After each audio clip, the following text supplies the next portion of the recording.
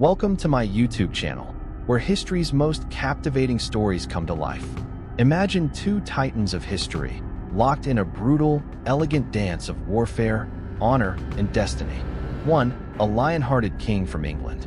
The other, a legendary sultan who commanded the respect of enemies and allies alike. This is not just a tale of war. This is the story of the most epic rivalry in human history. The year is 1187. The kingdom of Jerusalem has fallen. Saladin, the great Muslim general, has retaken the holy city after nearly a century of Crusader rule. His victory at the Battle of Hattin stunned Europe. In response, Pope Gregory VIII declared the Third Crusade. From across the sea, the King of England, Richard I, known as Richard the Lionheart, answered the call. Renowned for his bravery and battlefield brilliance, Richard was born for war. But he wasn't just fighting for Christendom. He was fighting for glory, for legacy. Richard and Saladin couldn't have been more different, and yet, in some ways, eerily alike. Richard was bold, headstrong, a romantic ideal of chivalry. Saladin was disciplined, deeply religious, and remarkably merciful in an age of cruelty. Both were revered by their people. Both inspired loyalty that defied fear. And both, it seemed, were destined to clash, not as mere generals, but as symbols of two civilizations. Richard's first major test came at the Siege of Acre in 1191. The city was a crucial stronghold, and it had been under Muslim control for years. The siege was long, bloody, and bitter. Richard arrived with superior siege engines and naval support, turning the tide.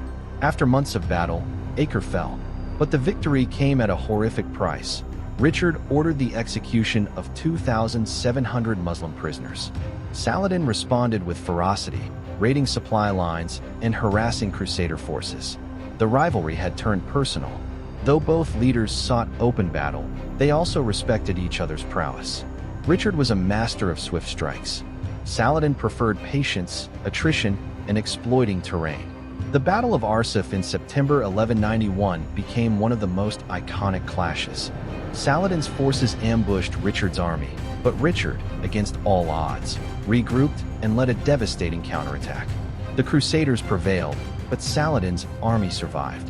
Each battle, each move, was like a chess match played with thousands of lives. Despite the bloodshed, both men respected each other deeply.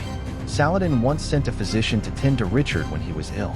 Richard, in turn, returned prisoners unharmed after certain battles. They even negotiated a marriage alliance, though it ultimately failed. But imagine it, the Lionheart sister marrying Saladin's brother to unite East and West. It never happened, but the very idea showed the unique character of this rivalry, driven by faith and fire, yet tempered by admiration.